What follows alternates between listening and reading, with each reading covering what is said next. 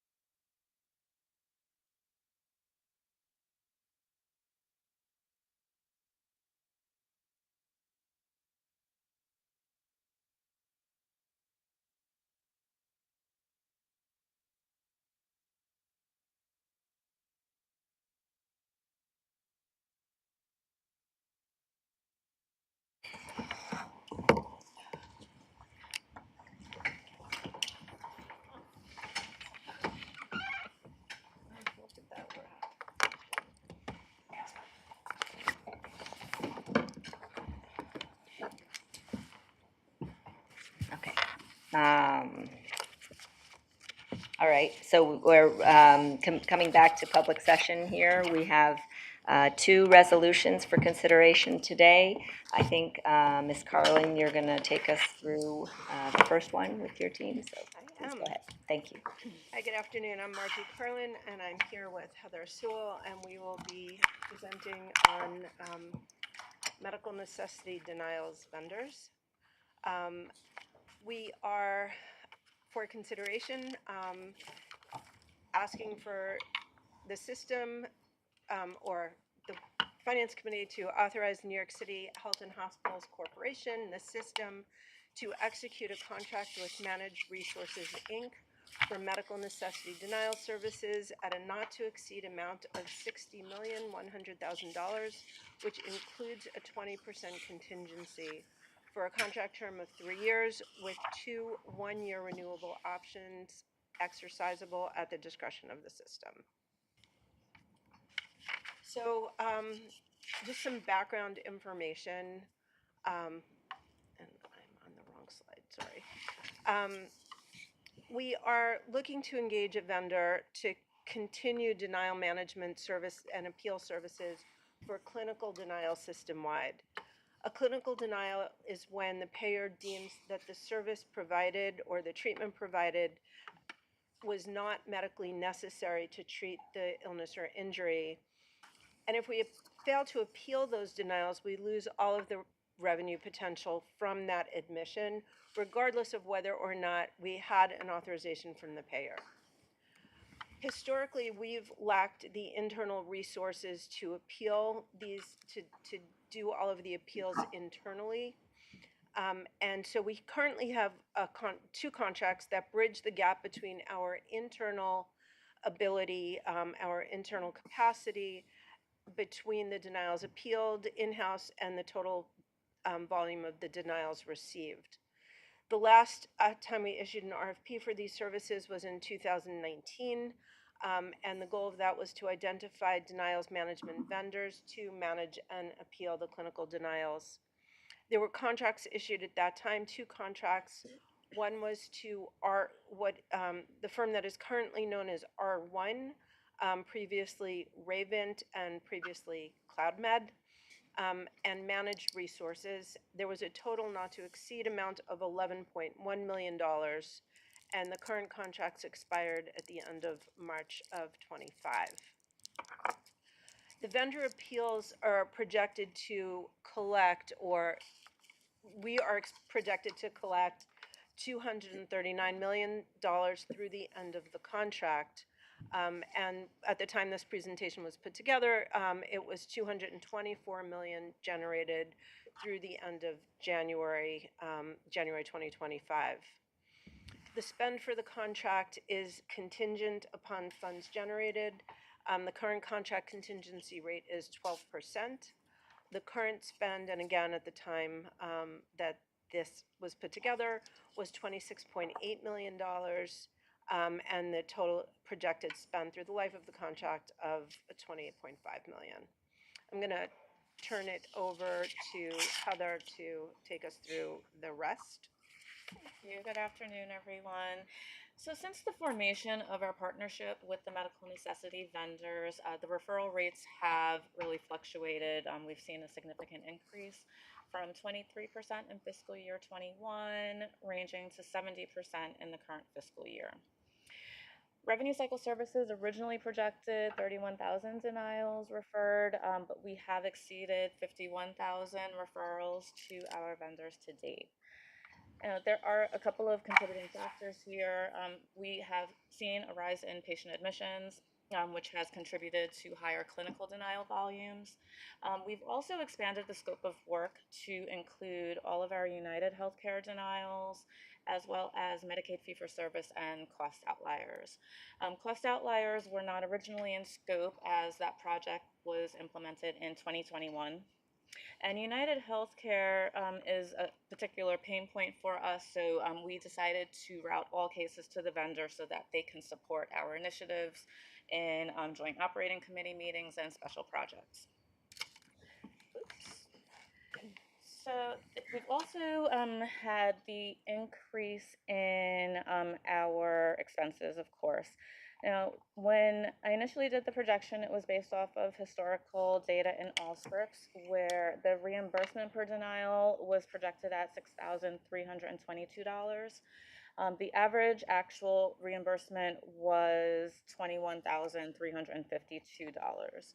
So at the standard 12% contingency fee, the original payment per case was projected at $759, but we landed at $2,562 per case. In addition, the overturn rate ranged from 34% in fiscal year 21 to 43% in the current fiscal year. So the combination of the increased overturn rate, the increased referral volume, and the increased value per denial resulted in a $17.4 million increase over the not to exceed contract value. However, this service is projected to collect $239 million, which represents a 738% return on investment for New York City Health and Hospitals since the contract's inception. Thank you. So looking at a comparison between our original projections and the current projections, so we were originally contracted for $11 million. The actuals through January were $26.8 million, with the total projection for the life of the contract landing at $28.5 million. In terms of expected revenue, we originally projected $93 million. However, we have actuals of $224 million through January of 2025, with the total projections for the life of the contract landing at $239 million. So likewise, with the number of cases, as explained earlier in the presentation, the per case value was clearly off. So we had an average revenue per case of $6,322, with actuals landing at $21,352. And likewise, with the overturn rate, we expected in the original projection to have a 37% overturn rate, and actuals through January of 2025 are 43%.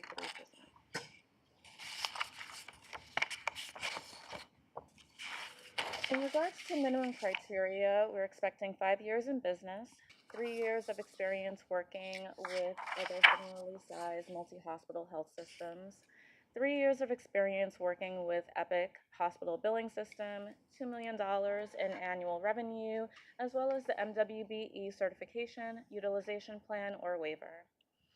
For substantive criteria, the expectation is feasibility and ability to meet scope of work weighed at 45%, technology and reporting capabilities weighed at 30%, cost weighed at 15%, and MWBE status weighed at 10%. The evaluation committee consisted of representatives from Revenue Cycle Services, Central Office Managed Care, some of our leadership at the facility level, Epic EITS, and Senior Counsel on Managed Care. In terms of the overview of this procurement, back in December 17th, the application to issue a request for proposals was approved by the CRC. December 18th, the RFP was posted to the city record and sent directly to 6 vendors. December 23rd, the pre-proposal conference was held at which 8 vendors attended. January 17th, proposals were due and 8 proposals were received. On January 29th, the evaluation committee submitted their final scores, and the top scoring proposer was Managed Resources Incorporated. Vendor performance for Managed Resources was rated as excellent, as they met most of the requirements here. The vendor diversity team has recommended a 30% diverse vendor component percentage for this solicitation. Managed Resources will utilize Review Healthcare as supplemental staffing services to satisfy their 30% MWBE requirement. And would like to note that the MWBE requirement was successfully satisfied for the prior contract. And finally, we're requesting that H&H execute a contract with Managed Resources for medical necessity denial services at a not to exceed amount of $60,100,000 for a contract term of 3 years and 2 one-year renewable options, which are exercisable at the discretion of the system. Great. Thank you. So I will open it up for any questions from the committee. Any questions? Okay, great. Then I will take a vote. All those in favor? Yes. Yes. Great. I vote yes, so the resolution is approved. Thank you very much. Thank you very much. We have a second resolution today, and I think Yvette, Ms. Villanueva, are you going to bring us through? Great, thank you. And we are asking for consideration authorizing the New York City Health and Hospitals Corporation to execute a best interest renewal contract with Right Sourcing, Inc. for managed temporary staffing services at a not to exceed amount of $1.9 billion, which includes a 20% contingency for a contract term of 3 years with 2 one-year renewal options exercisable at the discretion of the system. So by way of background, New York City Health and Hospitals, like other healthcare systems, require the use of temporary staffing agency services to ensure we are properly and safely staffed to deliver high-quality patient care. Rather than directly managing multiple staffing agencies and invoices, the system engages a managed service provider, what we call an MSP. An MSP contracts on behalf of its client with staffing agencies, provides a single consolidated invoice, staff onboarding compliance, as well as technology to support the ordering and timekeeping processes. MSPs charge an administrative fee to the staffing agencies. Right Sourcing was selected as a result of an RFP in 2019, and the system went live with Right Sourcing in September of 2020. Right Sourcing provided over 22,000 temp agency staff members during the length of the contract. The current contract expires in April of 2025. On the next slide, we're taking a look at some of the trends from fiscal 2019 to current. During that period, as we know, COVID-19 happened, so our total agency FTE utilization has decreased by about 52% since the peak of the pandemic, and the monthly spend by 68%. We are currently on average in the first part of the fiscal year projecting the 24 million per month. In FY25, it's projected to be slightly lower than our significantly reduced pre-COVID agency utilization in FY19, so we're expecting to even go lower than that. In addition to our overall lower utilization, the contract renewal will account for major reduction in our non-clinical agency, in addition to right sizing of nurse staffing models that have been to follow the implementation of those during this period, address patient volume increases, and also to address the post-COVID hourly cost increases in the temp market. The graph shows that we are projecting approximately 1,752 FTEs for FY25 based on the first part of the fiscal year as compared to FY19 pre-COVID, 1,800 FTEs, and we expect to go even lower as we go. On the next slide, this basically highlights that building on the major success that we had already achieved pre-COVID, New York City Health and Hospitals has made major progress with continued reduction in our agency FTE spend, particularly controlling the non-clinical areas where we saw an 80% reduction, And this is while the system-wide volume has gone up since pre-COVID by over 3% in inpatient discharges and over 15% in outpatient visits. So outlined below is that we get into a little bit of, okay, so then what's the temp staffing cost drivers here? So intentional right sourcing, right sizing of the utilization of TEMS, focusing on our clinical resource needs, in addition to supporting our nurse staffing models that have been created and supporting our increasing patient volume.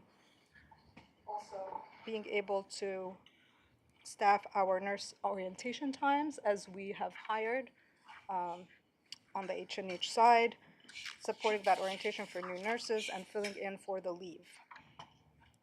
Also, we have the need to address the staff market shortages in certain patient care and clinical support titles in the areas of radiology and labs, for example, and also the national shift in the agency market and the hourly costs post-COVID. I'll turn it over back to you. Great, thank you. So the necessity of an MSP is as follows. An MSP provides consistency around regulatory and compliance standards for staffing models. A supplemental staffing mechanism allows us to maintain staffing coverage while accounting for vacancies, paid time off, intermittent FMLA, and staffing initiatives, including overtime usage. Having a system-wide temp agency infrastructure in place allows for immediate activation of additional staff in the event of unanticipated emergencies. Specific titles and roles are hard to recruit, especially in the cases of market scarcity. For example, registered nurses in emergency room, ICU, NICU, psychiatry, radiology techs, etc. By working with a centralized MSP, the system has additional transparency around staffing rates. An MSP streamlines and consolidates all staffing agency effort, which was previously managed independently across the system. Under Operating Procedure 100-5, the system can renew a contract with appropriate vendor and pricing due diligence rather than re-procure when it is in the system's best interest to do so. It is in the best interest of the system to do so for the following reasons. Staying with right sourcing ensures that the system has best-in-class services, technology, market insights, and pricing. Right sourcing provides a centralized staffing solution by contracting with staffing agencies and provides us with a consolidated invoice, provides compliance with all staff onboarding, and ensures all clinical staff are properly credentialed. Right sourcing is committed to our vendor diversity policy and has agreed to meet a 40% goal overall over the life of the contract. Right sourcing is Joint Commission certified, and they have successfully supported our facilities with Joint Commission surveys and external audits. The system is currently pursuing closeout FEMA emergency dollars associated with agency staffing for the pandemic and other emergencies. Changing the vendor at this stage would seriously jeopardize the system's closeout and reimbursement dollars in the upcoming years.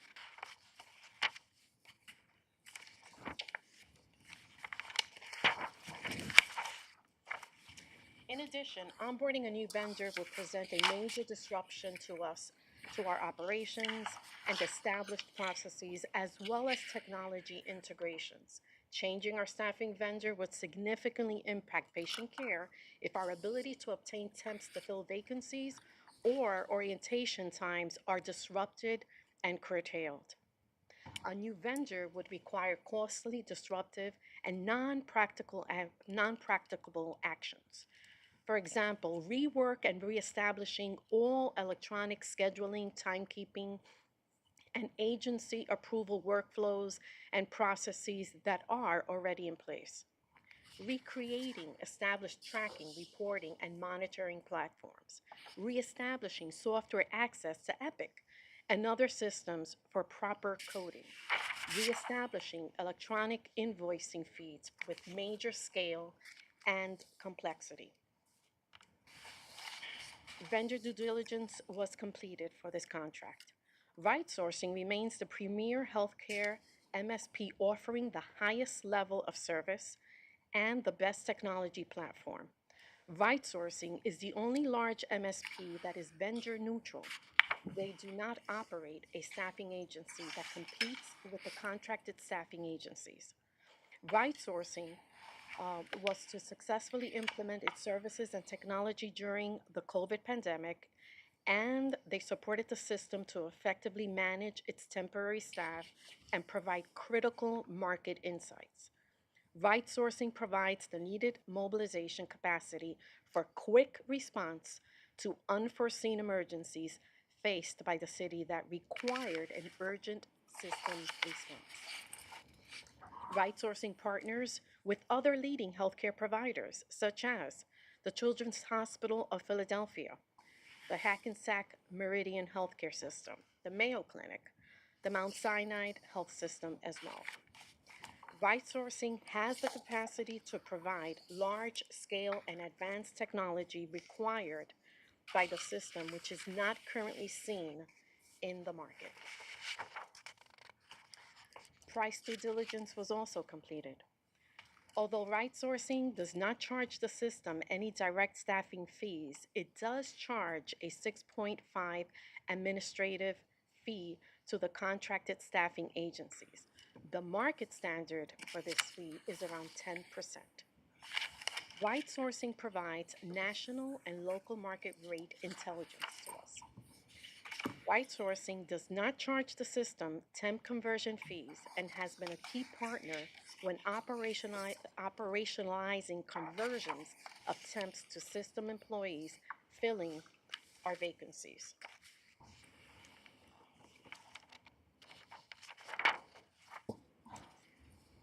These are the contract renewal terms. Renewing with Right Sourcing, Inc. will ensure seamless continuation of best-in-class service and technology support to the system. Rebate structure will include a $6 million per year rebate for an annual minimum spend of $250 million. The rebate adjusts proportionately based on the annual spend. Total estimated rebate is valued at $30 million over the life of the contract. The proposed new term of the contract is 5 years, an initial term of 3 years with two one-year options to renew exercisable at the system's discretion. The new not to exceed will be $1.9 billion, which includes a 20% contingency. This contingency will allow us to be properly positioned to be able to respond in the event of unexpected emergencies. The vendor performance for Right Sourcing was considered excellent.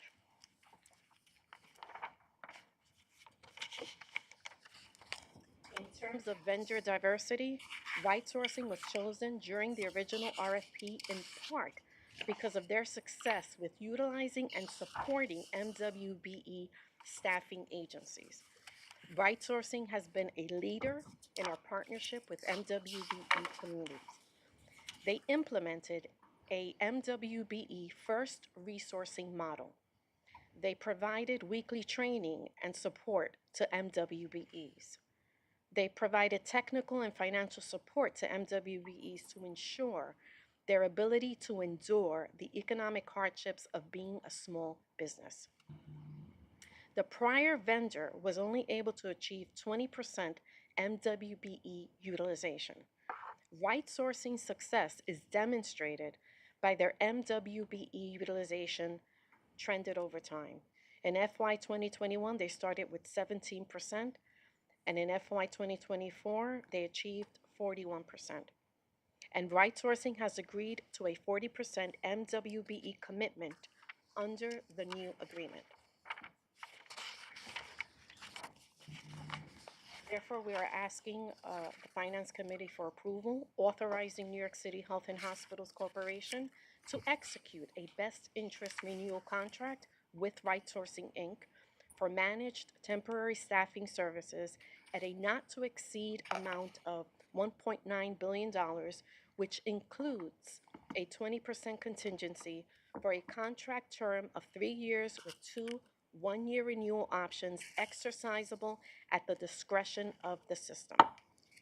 Thank you. Great, thank you. Yvette and Micheline, any questions from the committee or comments? Nothing? So I just want to point out the trend and all the work that the team's been doing on the staffing models and recognize this is a large contract. And a lot of good work has been done despite volume increases and cost increases and rate increases in terms of both our utilization and the spend coming down from the peaks of the pandemic. So I appreciate the background and the color on that, so very helpful. Great. Any other comments or questions? If not, I will request a motion to approve the resolution. So moved. Great. All those in favor? Yes. Yes? Yes. And the resolution is adopted to bring forward to the board. Thank you. I know we don't have a lot of time, but we do want to at least get a financial update. It's been a while since we've had one, so a lot going on, and would love to hear about the current status of things. So I don't know who. Linda. Linda? Okay, great. Thank you. So we are presenting our Q2 performance reports, and in the interest of time, we'll move quickly through a presentation. We do have an information item at the end that we do want to be sure to get to. So we closed in February with $497 million of cash on hand, or 17 days. Looking forward, we ended March with 518 and are projecting to end April with $550 million. We continue to work with both the state and the city on a number of transactions that will be affecting our cash flow through the spring and monitoring that very closely. Turning to the Q2 performance, we closed with a positive net budget variance, which Micheline and her team will provide more detail on. On the revenue side, direct patient care receipts came in $570.4 million higher than the prior year, which my team will expand upon. And our volume has continued to recover, surpassing pre-COVID levels on both inpatient and outpatient. So we're very happy with that result. Looking at our strategic financial initiatives, through Q2, we've generated about $502 million, which is just shy of half of our target for the year, and we do believe we are on track to meet that target. I've provided the cash, so I think we can move forward. Micheline? We'll give a very quick update on this slide. So as Linda mentioned, we ended the quarter with a positive variance of $133 million. You can see the receipts came in better at about $290 million better than budget. Disbursements also exceeded budget by $156 million. And on the next slide, we'll go through the different drivers. On the revenue, our cash receipts are 6% ahead of budget, which is not too different from what we saw last month or the previous period when we reported this. A lot of it is coming from inpatient and outpatient billing, which we're seeing some of the residual cash from the CHC delay that impacted us in FY24, and we did receive a UPL payment from MetroPlus. This pool performance is also beating its target, and we are also seeing some prior period collections from Medicaid and Medicare appeals in the other revenue section. On the next slide, for our expenses, where cash disbursements are over by 3% in both staffing and non-staffing areas. On the staffing, on the PS side, we're seeing approximately 60% of the variance is driven by full-time and part-time staffing for non-model areas and volume increases. And the remaining variance is driven by overtime associated with those areas. So we are rolling out some additional staffing models to address some of this and to right-size the staffing needed for those areas and reduce reliance on overtime. Temps is over. However, it is a good story. We're seeing a decrease, as Micheline noted and Yvette noted in their presentation. Year-over-year spending has gone down by over 50%. So we've seen tremendous success with the glide path and with our all hands on deck. And non-discretionary or other discretionary spending, we're seeing that some of it is due to timing of payments, so the cash is going out a little faster than usual to address our outstanding payables and also costs associated with volume increases, aging infrastructure, and inflation. The next slide shows our revenue performance year-over-year trends. And again, so our inpatient, outpatient is doing better than FY24 through this period by $570 million. Patient care revenue continues to increase due to approved rate increases and some volume increases. And compared to the same time last year, discharges are up. Visits are up by 4.8%, and our CMI is also higher by about 3%. Maybe I'll just underline, because this is financial presentation generally, but these are really powerful clinical outcomes, especially if you remember that Health and Hospitals was in decline, right? We were seeing year-to-year decreases, and now for the last several years, we've been seeing year-to-year increases in volumes, and especially that visits up 4.8%. That's huge in the system, our Excluding size. testing. Can I, Right. how much of that is new versus current patients Coming back. wanting more care or? We can look into that. We can get back to you. Not a finance committee question. If it helps, comparing same time period last year to same time period over the last several months, we've seen 22% more new patients in primary care than the number of new patients we saw same time period the year before. So definite increase. That's what I was thinking. Yeah, that's certainly part of it. I mean, if you look across New York City, overall, New York City is above volume compared to pre-COVID, but Health and Hospitals is significantly more above volume than the general trend. So first, there just seems to be more demand for healthcare than pre-COVID. And then we have definitely been affected by the closure of BI, which is final tomorrow. That just got announced today publicly. But we've been dealing with it for some time because they've been closing down different services. And the same with University Hospital at Downstate has had closed several of their services. So while the hospital is running, it's affected the volumes at King's. So it's both. Both fewer other systems and more demand for health services, and some more, we think, people seeing Health and Hospitals differently coming out of COVID than people saw us before COVID, in terms of believing in us and the quality of care we provide. Thank you. Sorry to interrupt. So I just wanted to share our fiscal 25 revenue cycle initiatives. I won't go through the detail of these, but they're broken out into sort of revenue cycle, subject matter expert area, patient access, health information management, medical necessity, revenue initiatives, and patient accounts. We were targeting $667 million in revenue initiatives, compared that to just under $500 million in fiscal 24. I will note that we did not achieve all of our targets in fiscal 24 due to the aforementioned Change Healthcare cyber attack. But despite that, we had a variance target to target of just under $170 million. Can move to the next slide. Our actual results through February are just about 4% ahead of target. The allocated target through February was $429 million. We were achieving $444 million. And the areas that we're continuing to perform well, clinical documentation improvement and financial counseling, continue to contribute great dividends. We have a new initiative looking at payment variances, and that's starting to yield some impressive results, and we'll see more of that in the next fiscal year. the Change Healthcare cyber attack unfortunately continues to impact some of our progress on eligibility denials and our days in accounts receivable.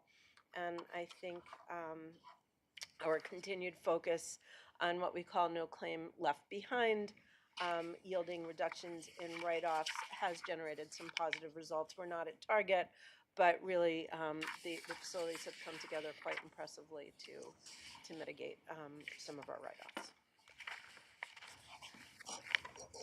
Okay, I'll quickly run through here our value-based payment performance. This is looking at our MetroPlus and Health First risk contracts from January 2023 through September 2024, which was released in December. There's always a lag there. What you can see on the left is that our revenues, which is the orange line, continues to outperform our expenses, which is good, which means that we are generating surplus, which is the black bar along the bottom of the left.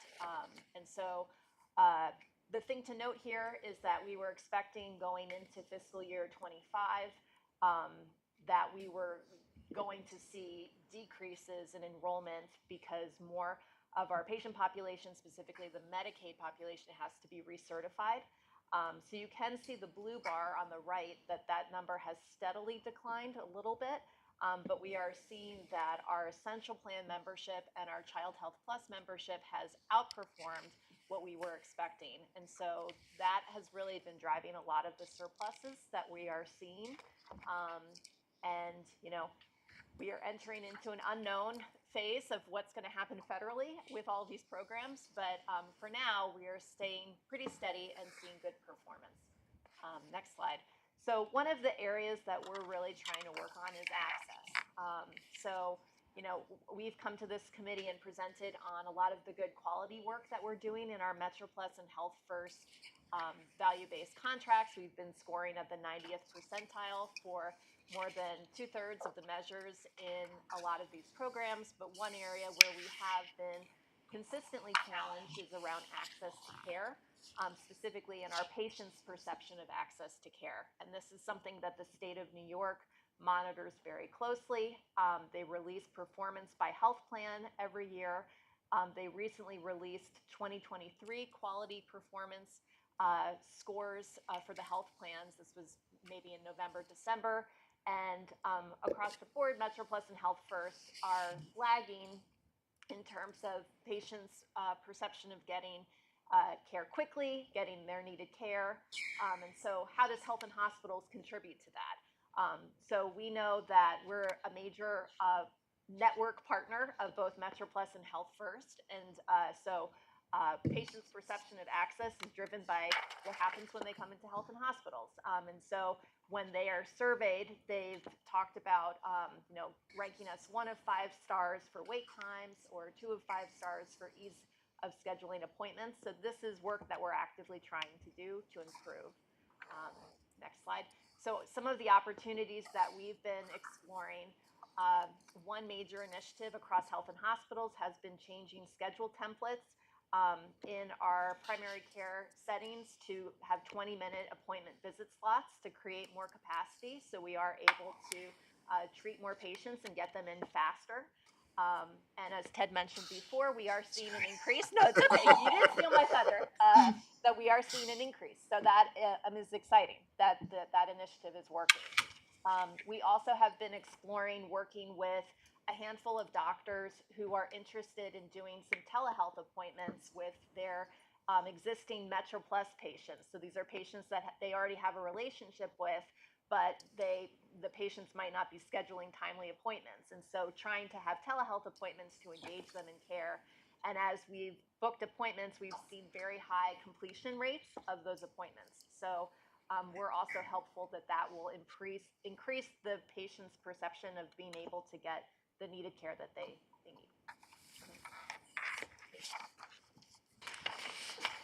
Quick perk update.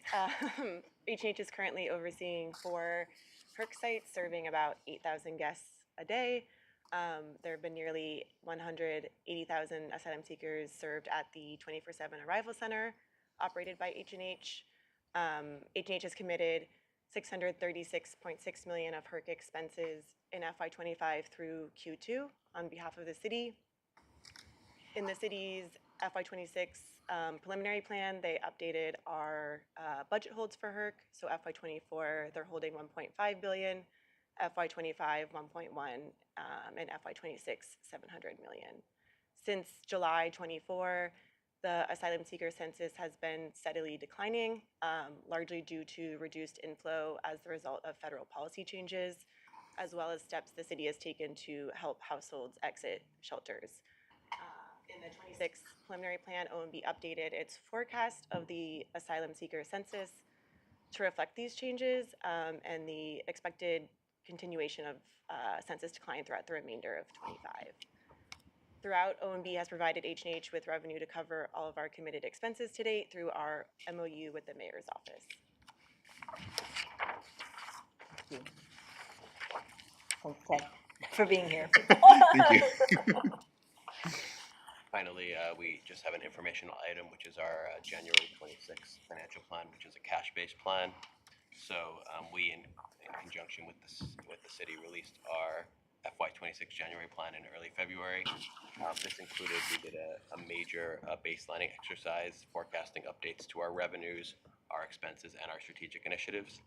As a result of this work, we are projecting on a cash basis a positive operating margin of $111 million for the current year, FY25.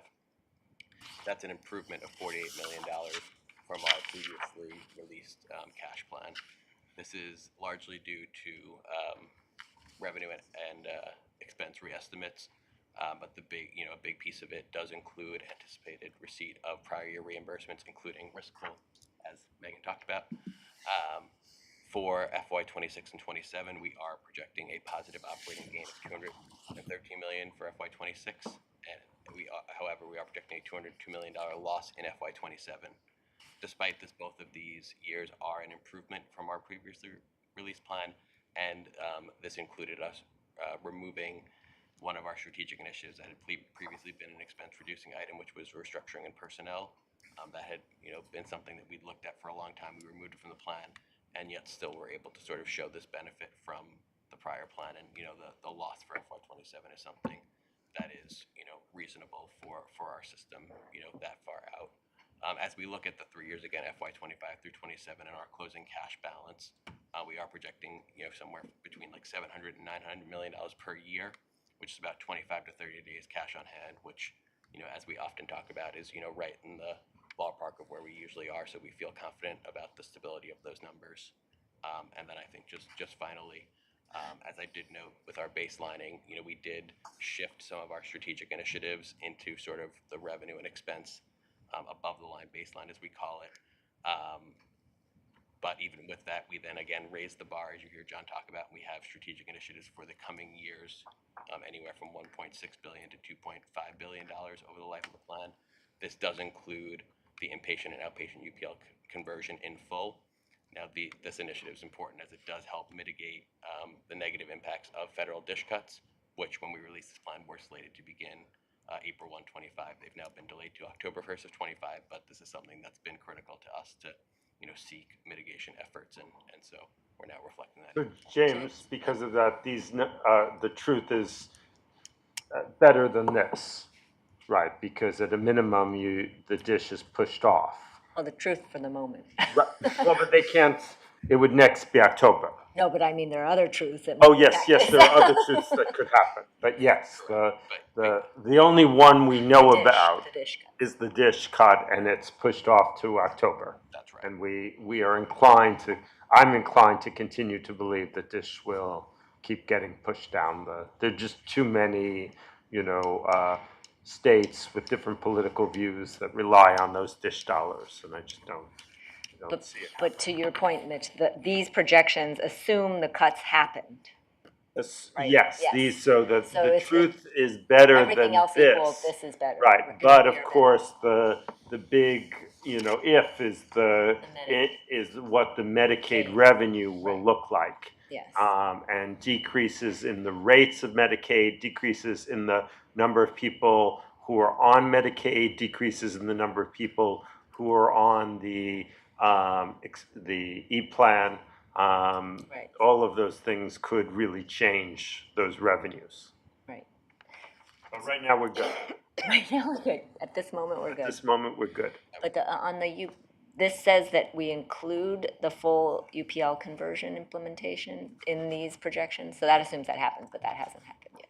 So we have historically received these, and we're assuming the continuation. Oh, okay. But what Yes. Mitch was saying, there's other, So that they'll be offsetting between the delay of the dish cuts, you know, Right. for our next plan, which we'll release in May. Yep. You know, we'll take into account the delay to October and the overlap between the inpatient, outpatient UPL conversion revenue and what opportunity might exist for dish, you know, beyond that. so we're good, and we're good relative to the November plan, because we had restructuring initiatives in there and had a worse outlook than we do now, so.